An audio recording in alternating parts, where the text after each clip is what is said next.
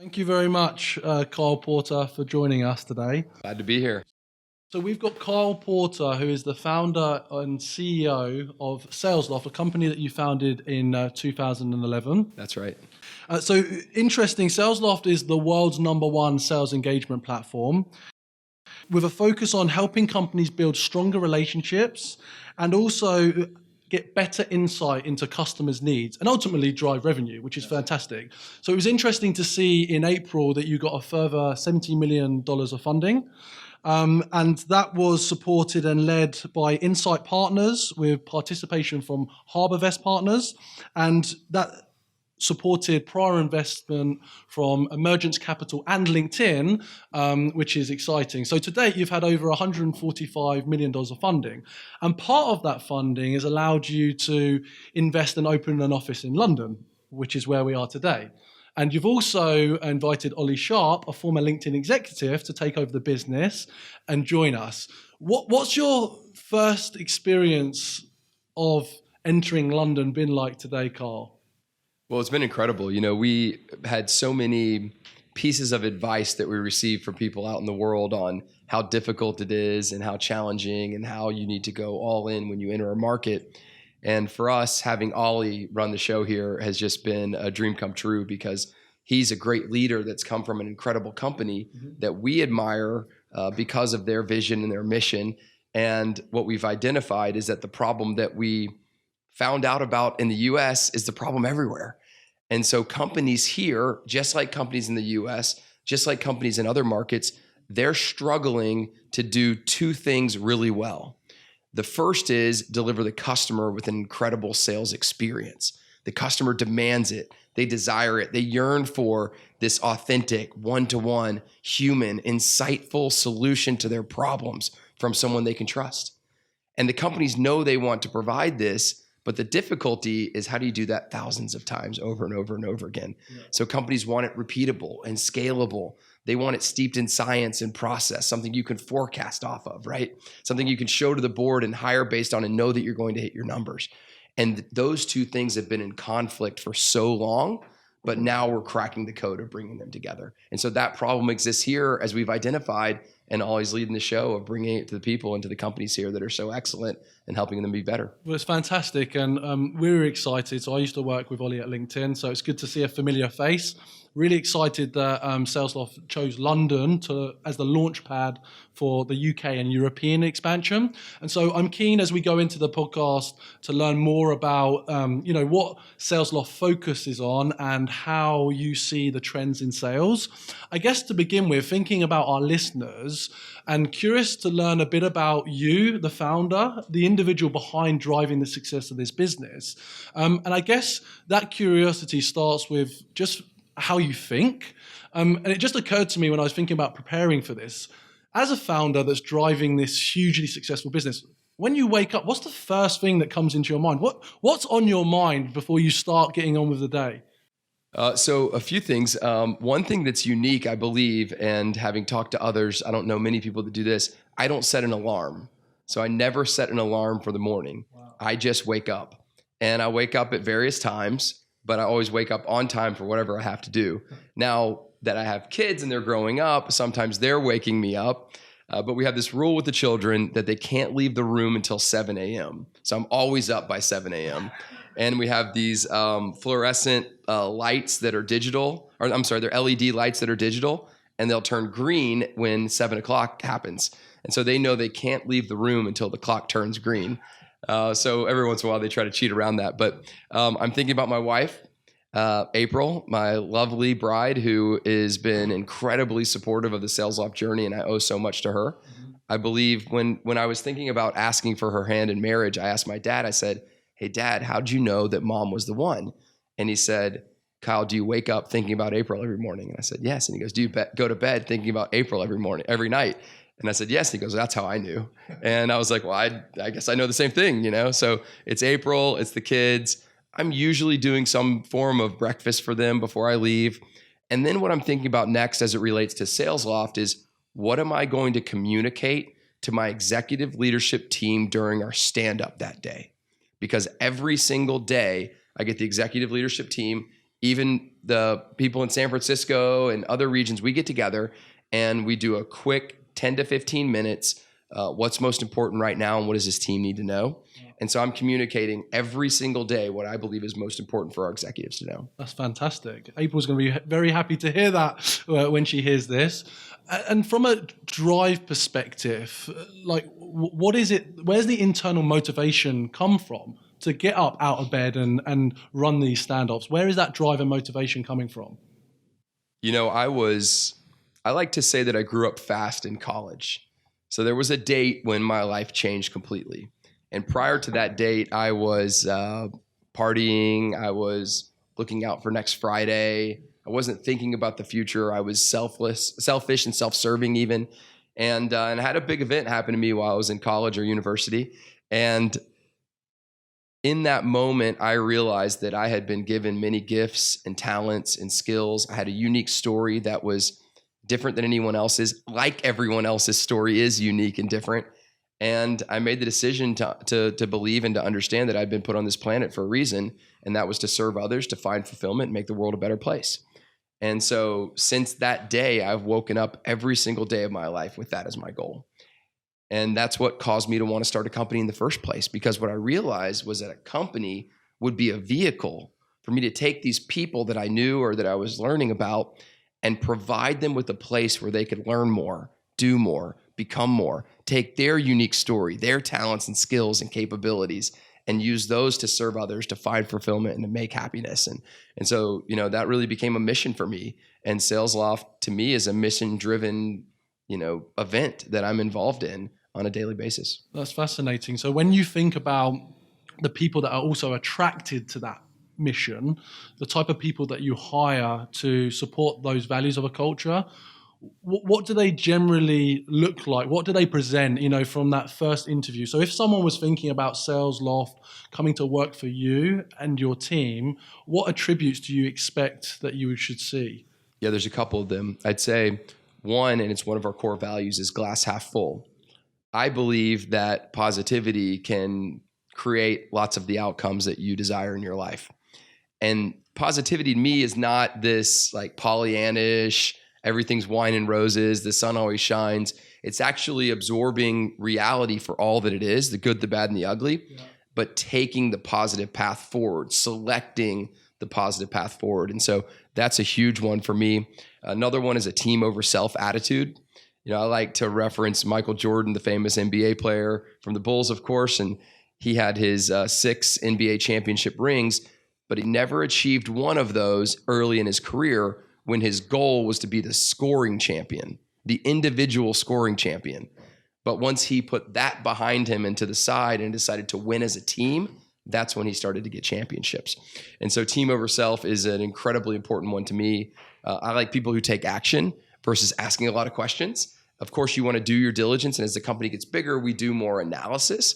But you know, having this bias to action is really important. Transparency, authenticity. I believe that if you're open and vulnerable, admit your mistakes and weaknesses, you know, be real about your challenges, it engenders your colleagues to understand and work together with you to battle through challenges where there's conflict, and making that conflict productive so that you can make more decisions than anyone else. I want Salesloft to make more decisions than our peers. We're running this race and the hurdles are coming at us faster and higher, and we want them to do that.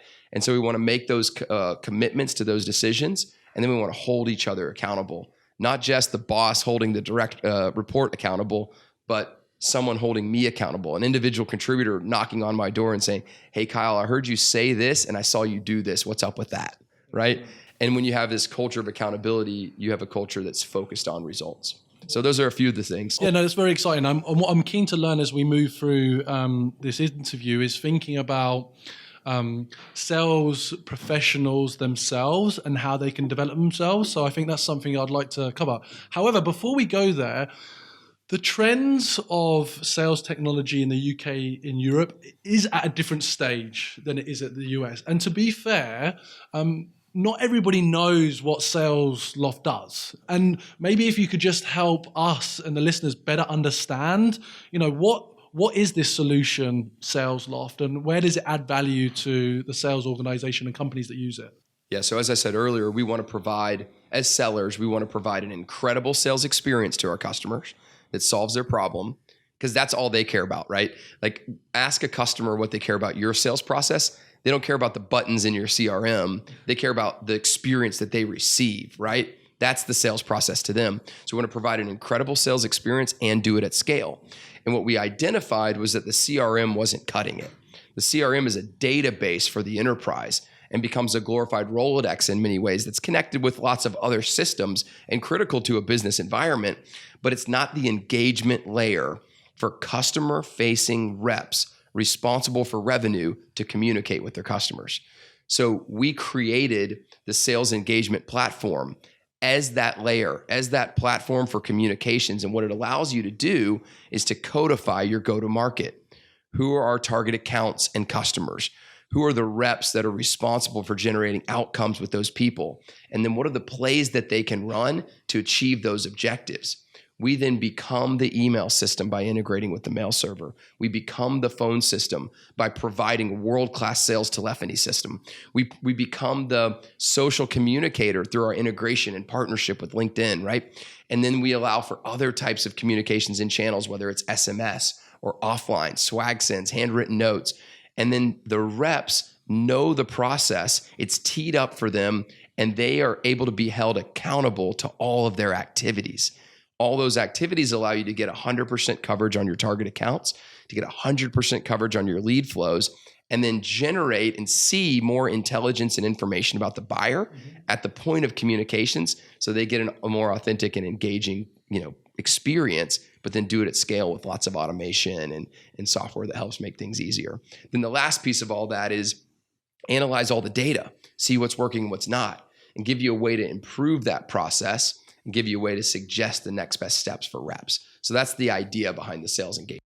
Exciting. And what aspects of the product are you most excited about, in terms of, you've worked with customers over a number of years now that would have provided insights, asked you to solve more problems, and also when you think of your positioning versus other companies, what is it that you're most excited in terms of delivering extra value to your customers, and why is it different to other platforms that may be available in the market? Yeah, great question. So I'm most excited about customer success, right? I'm most excited when I see that by putting this platform in place, reps were able to have more communications with more of their target accounts to generate the outcomes they desired, which is more revenue. At the end of the day, we're empowering companies to enable their reps to deliver an incredible sales experience and maximize revenue.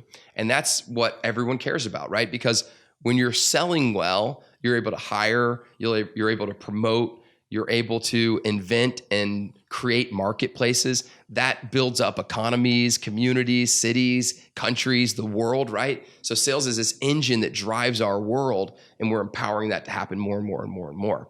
Now, as it relates to the market landscape, just in last quarter, I saw that we won double-digit deals against some of our competition, because we had an element of our product that nobody else has.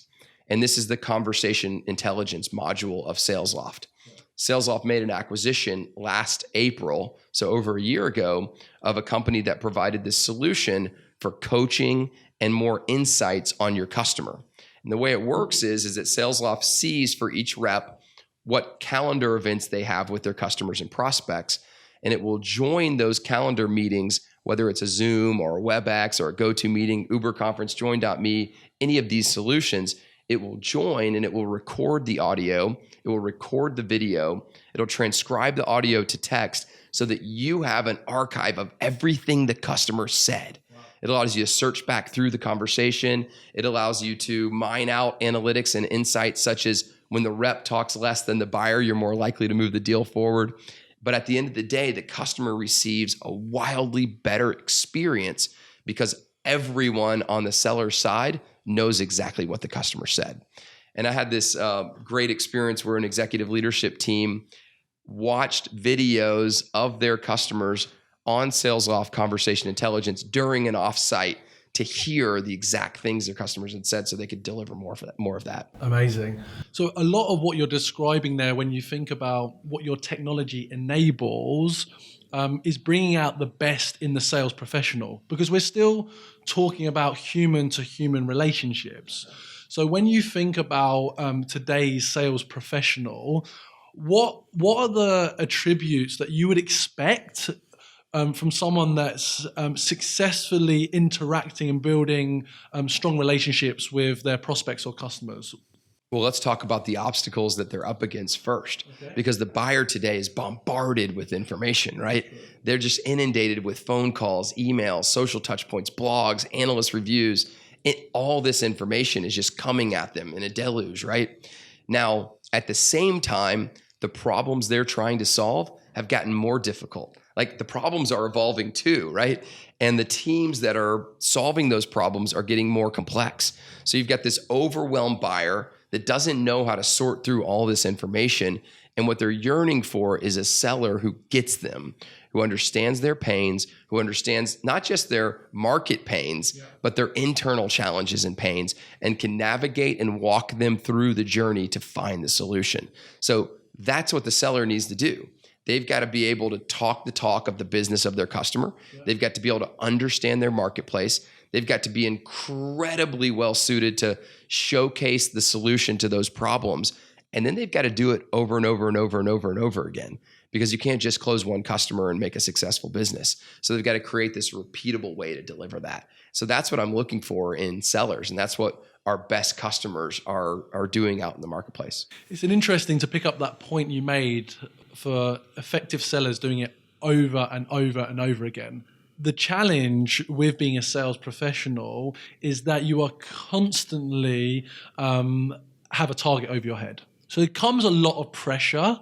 And I just wondered, you came from being a sales professional to becoming a founder, becoming a CEO. Still one.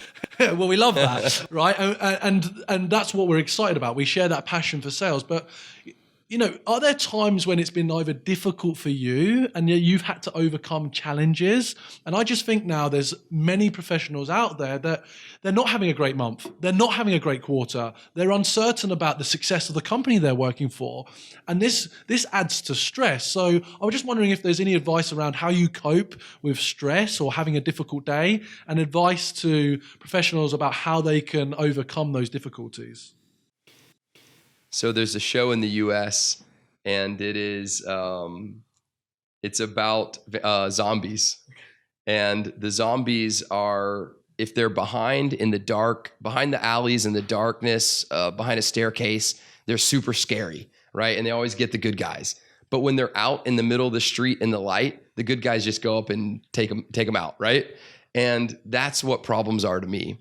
When I hide them internally, when I don't share them with others, when I, leave them to just circulate inside of me, then they can eat me from the inside and they're scary.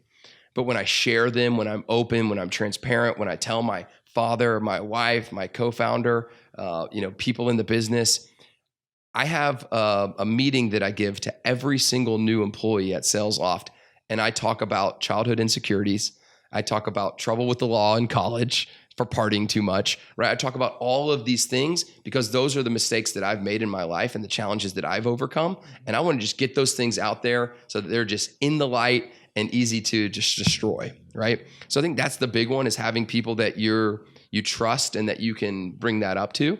And what's happened for me is I've gotten better and better and better at it. So now when something bad happens or something is, eating me up inside, I'm really comfortable sharing it. And it doesn't even matter how well you know me or how much I trust you. I'm just going to be me in a lot of different places. And that makes it a lot easier. We've had a lot of troubles with this business. I recall hopping on an elevator, sweating, nervous, going up to our angel investor's office a year after starting the business, having burned through all of his money, including all of my money and my wife's savings. Wow. And I was going back up to tell him, we haven't done anything with the money, but if you keep supporting me, we're going to do something special. And, he was incredible. He heard me, he understood where we were, and he believed in us, and he kept supporting the business. And so, I think for me, it's just, get it out there, be open, honest, and transparent about it. and don't hide behind any of the things that you're struggling with. I think that's fantastic advice. And I think it's great for a leader with such visibility to talk about the importance of being open. Because I think for those that are new into the workforce, new into the sales profession, that level of honesty and authenticity isn't so obvious to them, right? Because maybe they've carried their own difficulties from college into the workplace. So I think that level of honesty puts you and your culture and the way you want to treat people at the forefront, which I expect is then well received by how they engage with customers. Yeah, I mean, a leader goes first in those environments, and if you ever expect your people to do something, you got to be willing to do it yourself. Yeah, absolutely. I wondered, when you've been thinking about this trip over to London and thinking about Ollie and the work he's got to do, is there anything that's you've noticed on social media that's different from like the UK's perspective on sales versus the US? Like, has things just surprised you in Ollie's updates, or we thought that's odd because in the US we do this? Is there something that's kind of stood out for you in the differences, or is there more similarities? What have you kind of uncovered so far? For me, it's been the similarities. What has been positive, surprising to me, is I never thought that the culture of this office would be as strong as it is. And I don't think I was being negative. I just, I hand opened the office in Atlanta in 2011. Every time we moved, I was the first one there moving boxes, and I didn't even come over for this. And so in some ways I felt a little like nervous and, did I let the team down by not being here? But what I found is that this city and this, environment here in Europe, it has its own unique culture and its own unique characteristics. But what's happened is by hiring for our core values and alignment on vision and mission, we've been able to blend the two together. And it's really special. And so the thing that I'm looking forward to the most, normally when I go travel on a trip, I'm going customers and prospects, but I want to be in the office with them. Yeah. And I just want to sit and hear them talk and let them hear me talk and, learn about them and learn about their lives outside of work and, all those things. And so that's what's most exciting for me now. And I think we're going to go play a little golf here in a while. So that's exciting too. Very good. Very good. Hopefully the weather holds It's not a real golf course. It's like one of those. A putting, or is it electronic where you have to hit a screen? Is it in London? I don't even know yet. Okay, you've got no idea. Well, we're going to discover that. So this has been really helpful. And just a few more questions before we wrap up. So part of the philosophy of our community around sales confidence is helping individuals unlock that confidence within themselves. And you touched on it briefly when you talk about being open about your challenges. But are there thought processes or mental frameworks that you use to help you be the best version of yourself and ensure that when you land in a new city like London, or when you're delivering a stand-up to your executives, you are elevated and you are exhibiting the greatest level of confidence to inspire them to do more, do better? It's something that you think about or use? Yeah, I just watched Rocket Man, Elton John. And Elton John, obviously an incredible musician and performer, and had some very strong difficulties in his childhood. Yeah. And in the movie, there's this moment where he hugs his inner child self, right? He literally, he's grown Elton John and there's young Elton John, and he goes and hugs him. And that was when it changed for him, because he was able to stop drinking, stop using drugs, and he's been sober for like 30 years, right? And he's still performing, by the way, at like 70 or something crazy like that. And now it sounds cheesy, but I think everybody has to do that in their lives in some way. Everybody has to have that deep belief in themselves that they are worthy, that they are of value, that they are loved, and that nothing can take that away. And I think what happens is people put their worth in stuff that can be taken away, whether it's their jobs or stuff, or even sometimes putting it in family, right? Your family can even be taken away. So you need something that gives you confidence in who you are, that stands outside of any of that. Some people use faith for this. Others use other methods. But at the end of the day, we have to have that belief in ourselves. And once we love ourselves at that level, then we can exhibit love to others in a deep way. And life is all about loving and serving others, because that's where happiness and fulfillment comes from.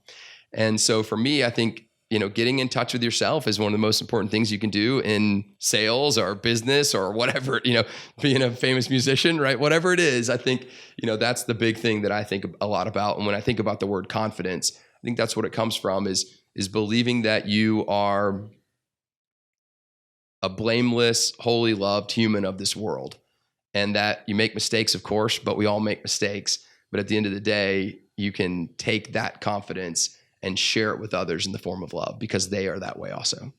I think it's incredible to hear you speak and use that word love when so many people in the professional, in business outside of sales, they have a certain skewed perspective on the profession. The uncomfortable relationship they've had buying something in their past. And I think that is a great example and evidence of we're still people. We still care about each other. We still want to improve. Yes, we are motivated by material goals. Yes, we have certain level of targets, but we cannot get there unless we're our true self. And I think that's something, if we can do more to share how much as a profession we care about people, I think we'll have much better examples of others out there appreciating kind of what we do. So I think that's fantastic to hear. Well, and that's our vision at Salesloft. So I see a world in the future where sellers are loved by the buyers they serve. And the reason they're loved is because they've delivered love to that buyer. And we've got a hashtag that we use, and it's all over every wall at Salesloft, and it's hashtag SalesLove. And SalesLove is the actual actions of a seller to their buyer. It's the actions of love. It's love as a verb versus just feeling love for them. It's acting it out. Yeah. And that means understanding them. What are their pains? What are their challenges? What are their alternative solutions? Crafting and navigating their landscape so that they end up in a better place than before. Fantastic. So just as a final note, is there a view or a comment that you want to make in terms of the future of sales or the future for Salesloft? Something that you want to kind of wrap up this interview. And it's been fantastic. Yeah, I'll do it really quickly. I had an opportunity to see the marketing automation industry unfold right before my eyes. And there was a time when the market thought Eloqua, Marketo, and Pardot are going to be the big champions in this space. But ironically, if you take the exits of Eloqua, Marketo, and Pardot, they don't even equal the market cap of HubSpot today. Wow. So what HubSpot has taught me is that SaaS compounds. Warren Buffett said that compound interest is the eighth wonder of the world. And HubSpot has served the whole marketing organization within companies. Another company that I admire greatly is Workday. It's a $42 billion company. And they've got these 10 modules for HR cloud. But if you look at the sales cloud today, it's legacy. It's an old database. And so who's going to build the modern sales cloud? We're going to build the modern sales cloud. We're going to build the revenue cloud, and it's going to be filling the funnel. It's going to be opportunity management, opportunity to close. It's going to be all these areas that empower sellers to deliver incredible experiences to their customers, to maximize revenue for their businesses. And that's the future that I see, is that companies that are able to utilize a complete system to go from account or opportunity or lead all the way through renewal, upsell, cross-sell, customer success. Like, this is the vision of what companies can have, and this is what I want to build. Amazing. Well, thank you very much, Kyle Porter, CEO and founder of Salesloft. You can learn more about Salesloft and Sales Confidence at salesconfidence.com, and we look forward to following your journey and future success. Thank you Thank you very much.